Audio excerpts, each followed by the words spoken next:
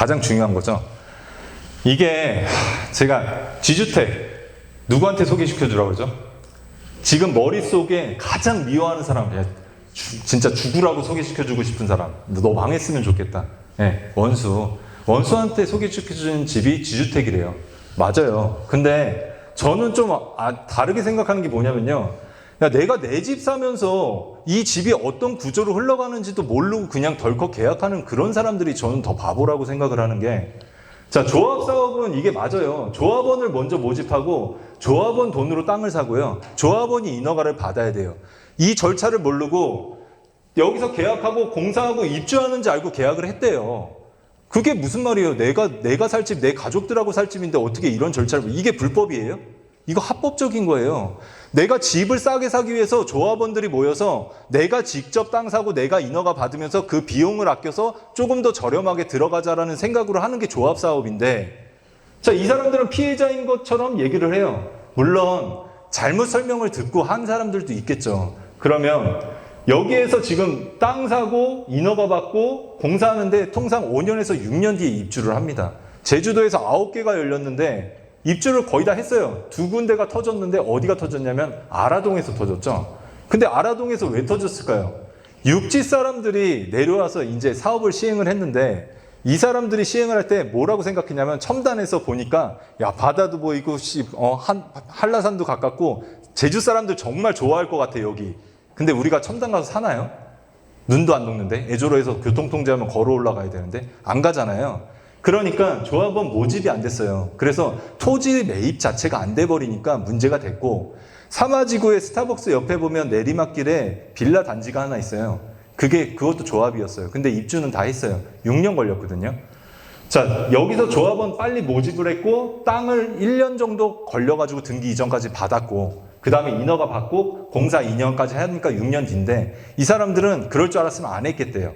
물론 안 했을 수도 있죠. 다른 집 사서 더 이익을 볼 수도 있으니까. 근데 여기서 이 사람들이 메리트가 한 가지 있었던 건 뭐냐면, 5년 전 분양가를 받았던 거예요. 2억 후반대 받아서 추가 분담금이 발생을 한다고 해요. 그럼 저는 물어봐요. 추가 분담금이 왜 발생하는데요? 근데 답을 못해요. 왜 발생할까요? 추가 분담금. 자, 여기서 분양을 할 때 시공사랑 계약을 맺습니다. 이때가 바로 공사를 하면 그 시공사는 공사하는 시간부터 마감하는 일정까지 계약을 맺었기 때문에, 야, 너 내 마음대로 너 2천만 원 더 내. 할 수 있어요? 페널티가 그럼 시공사한테 가겠죠. 근데 얘네는 여기서 계약을 했는데, 철근이 1,000원일 때 계약을 했는데 땅 사는데 1년, 인허가 받는데 2년, 3년 뒤에 공사를 시작하니까 1,000원이었던 철근값이 1,500원이 된 거예요. 그러면은 그거에 대한 비용을 미치고 공사할 시공사가 없으니까 추가적으로 내라고 해서 여기서 내는 상황들이 발생하니까 추가 분담이 발생을 한 거고, 자, 저희 같은 경우에는 일반 분양하고 똑같아요. 토지 매입 20년도부터 마무리를 했고 등기 이전까지 마쳤습니다. 그리고 인허가를 받았어요. 그리고 저희도 조합을 생각하진 않았어요. 일반 분양을 준비를 했죠. KCC랑 계약을 했었어요. 이거 스위첸이었거든요, 원래. 이 모습 이대로. 4층짜리 땅이니까 4층이었는데 분양가가 얼마가 나왔냐면 7억 3,500이 나왔어요. 어떠세요? 7억 3,500. 이것저것 하면 8억인데 4층인데 8억이래요. 미분양 되겠죠. 안 살 거예요, 비싸다고.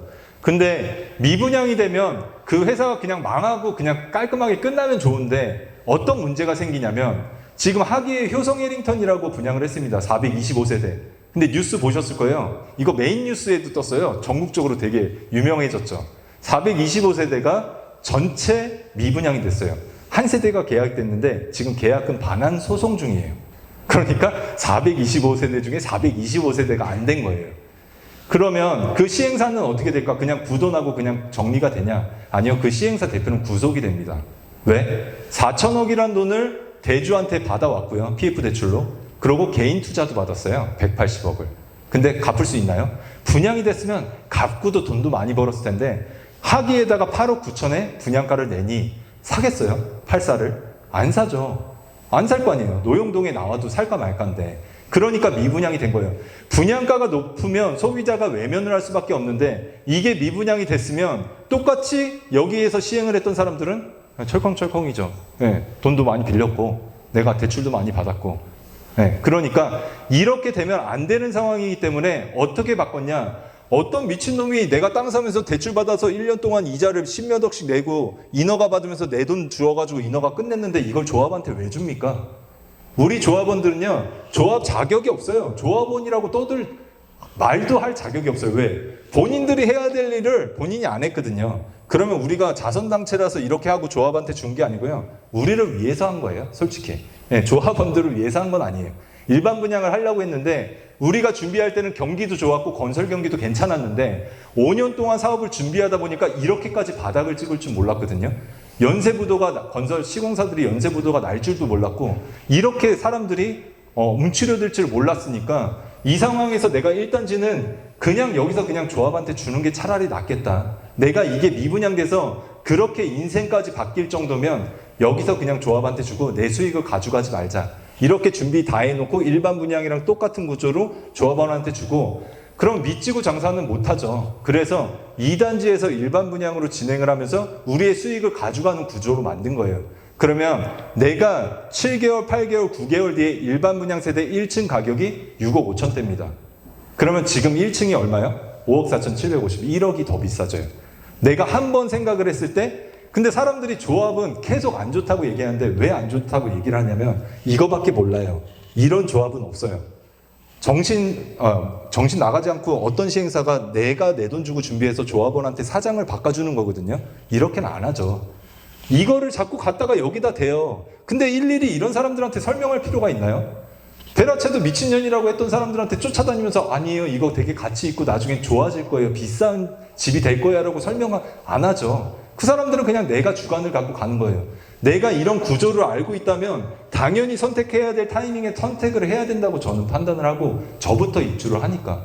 예. 저는 자부심을 갖고 설명을 하고 애기 엄마가 학부모에 있는데 학부모들도 계약을 하라 그랬어요. 왜? 이만큼 준비된 사업이 없거든요. 자신 있게 들어가라고 했어요. 이거 너한테 비전을 보여줄 수 있는 물건이고 이거 나중에 이 가치는 네가 상상하지 못했던 걸로 올라가게 될 거야. 부동산 시장의 제주도는 끝났다고 저는 얘기를 하지만 3억에 사서 9억이